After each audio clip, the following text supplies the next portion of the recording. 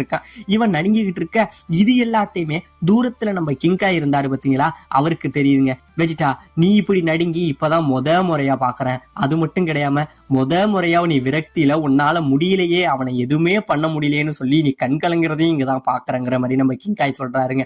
ஆமாங்க, இந்த இடத்துல நம்ம வெஜிடா முதல் முறையா அழுகுறாங்க. அதாவது அவங்க அப்பா இறந்ததுக்கு அவன் அழுகல, அவன் முன்னாடியே மொத்த பிளானட் வெஜிடாவுமே அழிஞ்சுது, அங்க உள்ள சயன் வீரர்களுக்காகவும் அழுகல, அவனோட பிரதர் ரேடிட்ஸ் அழிஞ்சான், அவனுக்காக அவன் அழுகல.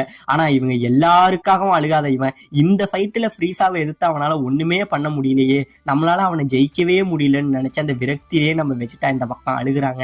இவன் அழுக, இப்ப இந்த பக்கம் நம்ம ஃப்ரீஸா இருக்கான் பாத்தீங்களா, அவன் ஏர்ல இங்கே இருந்து பறக்குறாங்க. பறந்து நம்ம வெஜிட்டாவை இங்கே இருந்து வேகமா வந்தா அவன் நெஞ்சில இவன் தலையால ஒரு முட்டை இந்த இடத்துல நம்ம வெஜிட்டா அவன் வாயிலிருந்து ரத்தத்தை கொப்பளிக்கிறாங்க.